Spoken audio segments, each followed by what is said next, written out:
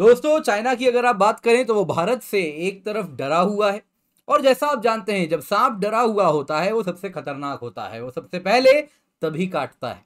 दोस्तों, चाइना की बात करें तो सिर्फ वो डर नहीं रहा है, उसके अंदर भारत के प्रति एक अलग ही ईर्ष्या भी देखने मिल रही है।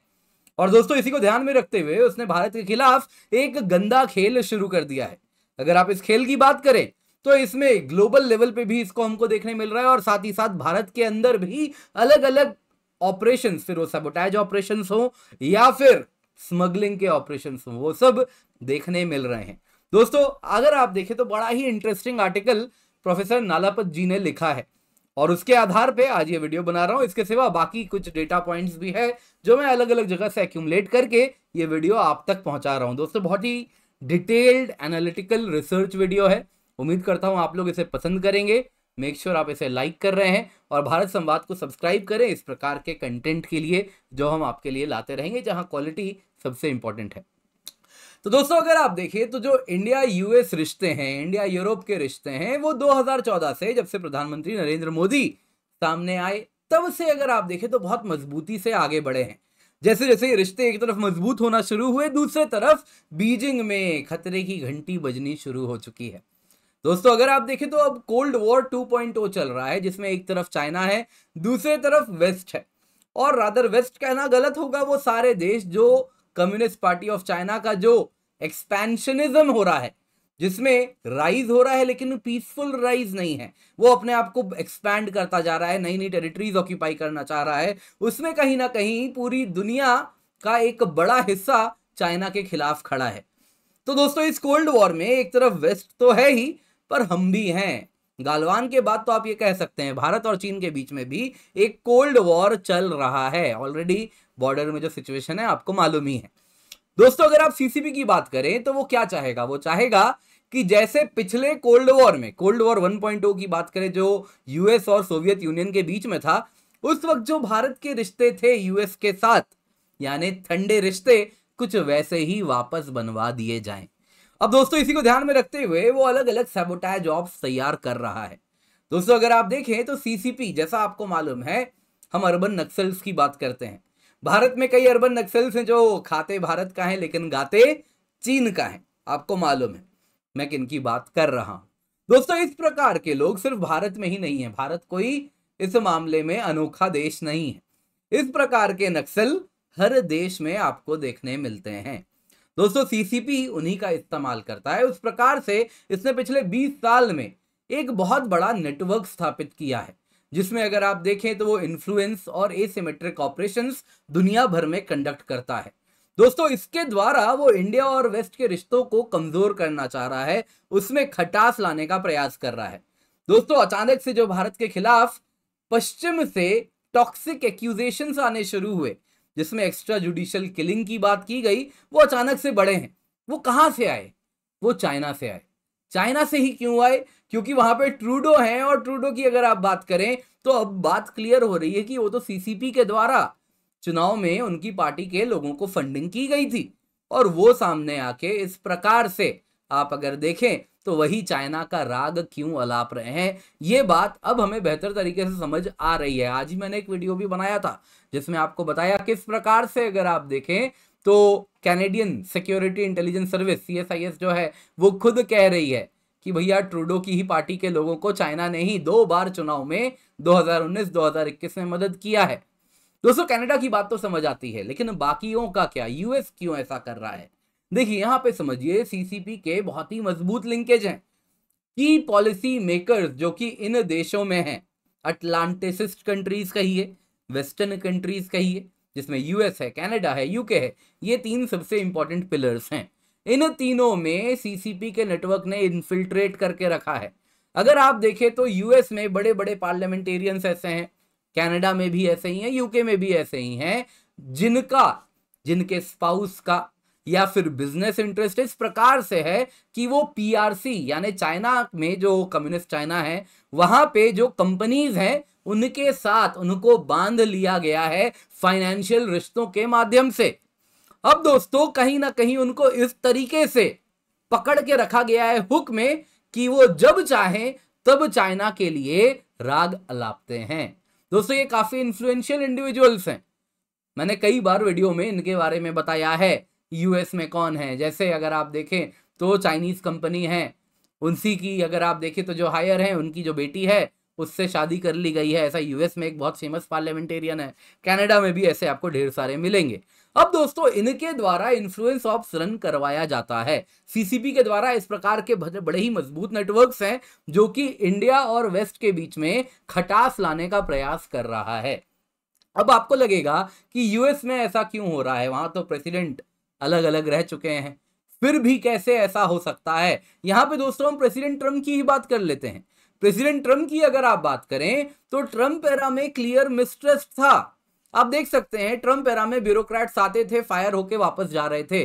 क्यों ऐसा हो रहा था? क्योंकि ट्रम्प देख रहे थे कि मैं लोगों को चुन के तो ला रहा हूं, लेकिन ये लोग जिनका राग गा रहे हैं वो कोई और है।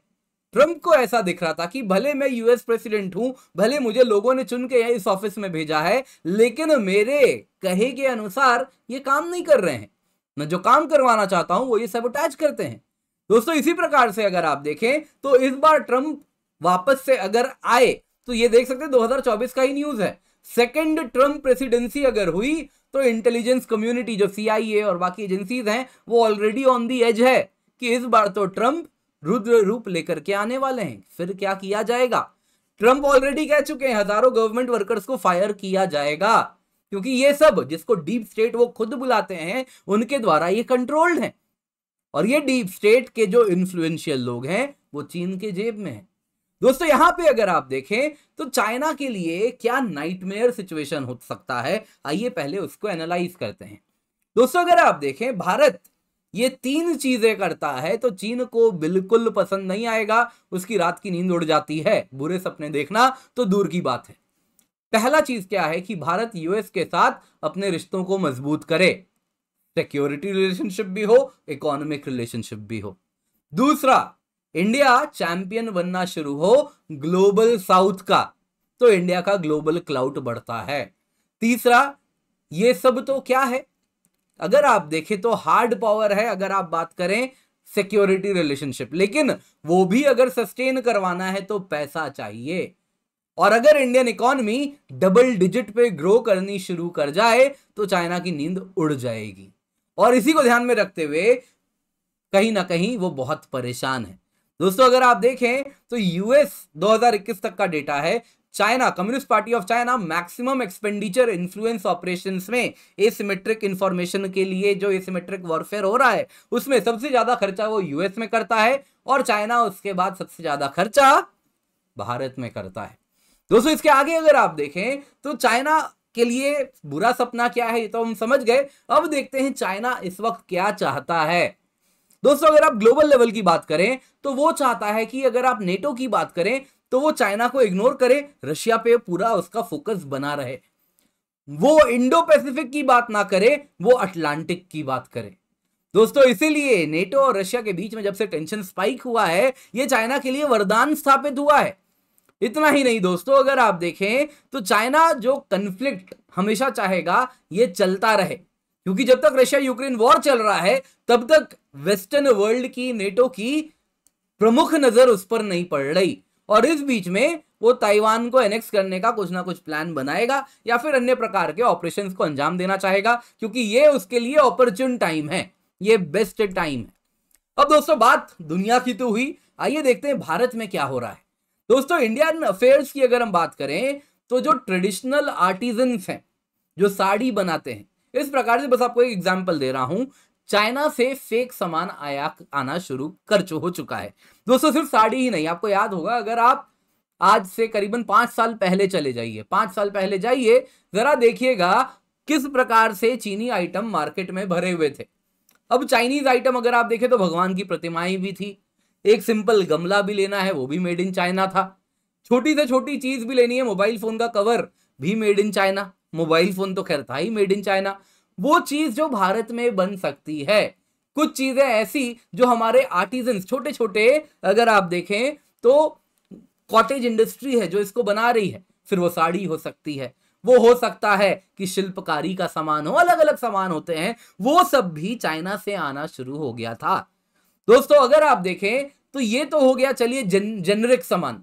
कुछ सामान तो ऐसा है जो कि कहीं ना कहीं जो भारत में आज जीआई टैग्ड है कि भाई ये तो यहीं का सामान है, कि भाई ये तो चलिए पश्मीना सिल्क है, या फिर वैसे ही देख लें तो ये कहीं का चलिए ये दक्षिण भारत में तमिलनाडु का कोई जेन्युइन आइटम है, ये साड़ी मान लीजिए पूर्वी भारत में कहीं की है। उनको भी चाइना डुप्लीकेट बना के इंडियन मार्केट में फ्लड करके रखा था। दोस्तों इनको अगर आप देखें तो जो जेन्युइन प्राइस इनकी होती थी उसके आधे दाम पर बेचा जा रहा था, और ये सब के सब फेक आइटम्स थे। लेकिन चाइना के पे रोल पे जो मिडिल मैन थे वो इन आर्टिकल्स को एज अ जेन्युइन बना के बायर्स को बेचा करते थे। अब खरीदार की अगर आप बात करें तो उसको आज के टाइम में वो समझ नहीं है कि वो देखे आइटम को और समझ जाए कौन सा असली कौन सा नकली। वो कहीं ना कहीं जो मार्केट में बेच रहा है उसके ऊपर वो निर्भर करने लगे हैं। दुकानदार अगर बोल देता है ये असली है तो ये असली है। हो सकता है अगर आप देखें तो हमारे एक जनरेशन पहले जो हमारी अगर आप माताओं की बात करें तो वो देख के समझ जाती हैं, लेकिन अगर आप अपनी बहनों से पूछे क्या वो अलग अलग प्रकार की साड़ी को देख के छू के आइडेंटिफाई कर पाती हैं, समझ पाती हैं, तो बहुत कम होंगी ऐसी। तो कहीं ना कहीं वो डिपेंड करती हैं मार्केट में जाके जो भी उसको दुकानदार बोल रहा है वही वो बात मतलब सत्य मान के चलती हैं, और वो सब चाइना के द्वारा उनका सामान वो पास ऑन कर रहे थे। दोस्तों इस प्रकार से अगर आप देखें तो ये कोई एक्सीडेंट नहीं है। अगर इंडियन प्रोडक्ट्स अब 2021 में क्या हुआ कि कहीं ना कहीं आत्मनिर्भर भारत तेजी से आगे बढ़ा और ये चाइनीज आइटम्स पर रोक लगनी शुरू हुई, और उसी के बाद अगर आप देखें तो आज इंडियन गुड्स इंडियन मार्केट में अपनी पकड़ बना रहे हैं, और साथ साथ नेबरिंग मार्केट में भी, फिर वो बांग्लादेश हो गया, मालदीव्स में हो गया, जहां पे चाइनीज आइटम भी स्प्रेड कर रहा था, वहां पर भी आज अगर आप देखें तो जब जेन्युइन इंडियन आइटम जा रहा है तो वहां के खरीदार भी समझ रहे हैं अरे तो चाइनीज फेक है, असली तो ये है। दोस्तों जब ये चीज आगे बढ़ी तब वहां पे अचानक से बॉयकॉट इंडिया नारा शुरू हो जाता है, मालदीव्स में भी चाइना में भी, क्योंकि जैसे ही आप बॉयकॉट इंडिया कहते हैं मतलब उसका हो जाता है बाई चाइनीज। दोस्तों यहां पे आपको एक बात समझनी होगी, जब से आत्मनिर्भर भारत आया है कहीं ना कहीं भारत में ये जो नेटवर्क काम कर रहा था उसको हमने रोका है, बहुत मेजर क्रैकडाउन हुआ है, लेकिन parallelly communist party of China ने भी बहुत मजबूत एफर्ट्स अपने दो गुने कर दिए हैं। वो प्रयास कर रहा है कि कैसे भी करके जो चाइनीज आइटम्स है इंडियन मार्केट को एक्सेस मिले, क्योंकि $100 बिलियन अगर कहीं से बन सकता है तो इंडियन मार्केट से बनता है। पीआरसी एंटिटीज क्या कर रहे हैं दोस्तों, इंडियन को आइडेंटिफाई कर रहे हैं। ये नेटवर्क ऑफ इंडियंस हैं जो कि पीआरसी की जो चाइना की जो कंट्रोल्ड कंपनीज हैं वहां से सामान स्मगल करके ला रहे हैं, अंडर इनवॉइस करते हैं, और प्रयास किया जाता है कि स्मगल करने की आवश्यकता ही ना हो। क्या किया जाता है दोस्तों, यहां पे अगर आप देखें तो उनको इस प्रकार से जो पॉलिसी मेकर्स हैं उनको ही इन्फ्लुएंस कर दिया जाए कि वो चाइनीज मार्केट्स के लिए इंडियन मार्केट को खोल दें। आप समझ रहे हैं मैं क्या कह रहा हूं। तो दोस्तों अब तो खैर वो हो नहीं पा रहा है, लेकिन इस वक्त स्मगलिंग का पूरा प्रयास चल रहा है, और अगर आप देखें तो अंडर इनवॉइसिंग वगैरह भी पूरा प्रयास चल रहा है, जिसके द्वारा अभी भी चीनी गुड्स इंडिया में इलीगल तरीके से आ रहे हैं, और डोमेस्टिक एंटरप्राइजेस को वापस से, क्योंकि वो तेजी से अब ग्रो हो रहा है, उसको इसी वक्त काटने का प्रयास किया जा रहा है। तो यहां पर दोस्तों इंडिया के खिलाफ भी ऑपरेशन हो रहे हैं। इतना ही नहीं है, ये तो हुआ दोस्तों एमएसएमईज की बात, बड़े कंपनीज की बात करते हैं जो growth engine, one of the growth engine होगी। दोस्तों यहां पे चाइना बड़ा परेशान है। जो चाइना +1 के बाद अगर आप देखें तो इंडिया में जो चाइना में ट्रेडिशनल कंपनीज, फिर वो एप्पल हो गई, मोबाइल फोन मेकर्स हो गई, अलग अलग कंपनीज हैं जो कि अब तक चाइना में ही थी, वो भारत की ओर आ रही हैं, उससे चाइना परेशान है। दोस्तों फॉरेन प्रोडक्शन प्लेटफॉर्म्स की अगर आप बात करें, जब से वो इंडिया में आए हैं तब से CCP networks labour unrest create करवा रहा है। हरियाणा में ऐसा हुआ है, कर्नाटका में ऐसा हुआ है, और उसके बाद अगर आप देखें तो सिर्फ इतनी बात नहीं, एप्पल में हुआ है, आईफोन के लिए जो बना रहे थे फॉक्सकॉन या अन्य कोई था जो आईफोन का कॉन्ट्रैक्ट मैन्युफैक्चरर है, उनके फैक्ट्री में ऐसा हुआ था। हरियाणा में ऑटोमोबाइल में ऐसा हुआ है, कार बनाने की कंपनी फैक्ट्री में ऐसा हुआ था। वैसे ही सोशल मीडिया में अलग अलग फेक मिसलीडिंग आउटबर्स्ट क्रिएट किया जाता है, जिसके द्वारा लोगों में एक वायलेंस हो, प्रोजेक्ट किया जाए इन कंपनीज को कि चाइना जैसा माहौल भारत में नहीं मिलेगा। दोस्तों इस प्रकार का सैबोटाज ऑपरेशंस भी चाइना कर रहा है। दोस्तों अगर आप देखें तो आप यहां पर हम भारत के अंदर तो हमें ही एक तरफ हमें कहीं ना कहीं अब हमें हमारी जो जिस तरीके से हम खड़े हैं हमें और मजबूती से खड़ा होना होगा, लेकिन विदेश से भी हमें इसी प्रकार का चैलेंज आ रहा है। दोस्तों अगर आप बात करें अभी 2023 का है, 2024 का ये न्यूज है, चाइनीज ऑटोमेकर्स एब्रॉड में फैक्ट्री बनाना शुरू कर रहे हैं और वहां से एक्सपोर्ट करना शुरू कर रहे हैं, क्योंकि चाइनीज मार्केट को, चाइनीज आइटम्स को डायरेक्टली कई कंट्रीज अब घुसने नहीं दे रहे। वैसे ही ब्रिटेन भी यही प्रयास कर रहा है कि इन्वेस्टमेंट हम चाइनीज कार मेकर से बनवाएं, चाइना में सामान जाए, वहां असेंबल हो और दुनिया में एक्सपोर्ट करें। डेविड कैमरन चाह रहे हैं कि चाइनीज BYD की गाड़ी यूके में असेंबल हो और इंडिया उसके लिए मार्केट ओपन कर दे।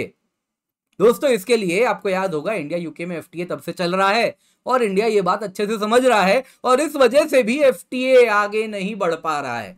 कई लोग कहते हैं इंडिया यूके में FTA क्यों नहीं बढ़ा, अलग अलग कारण देते हैं, डीप स्टेट ये कर रहा है, वो कर रहा है, वो सब ठीक है, लेकिन एक क्लियर एग्जांपल है आपके सामने, चाइनीज कार्स इंडियन मार्केट को फ्लड करने के लिए UK will be the backdoor. India ये बात समझ रहा है, डेविड कैमरून ने खुद कहा है। हमको लगता है Rishi Sunak is calling shots, बिल्कुल नहीं है ऐसा। क्या वो चुनाव जीत के आए हैं?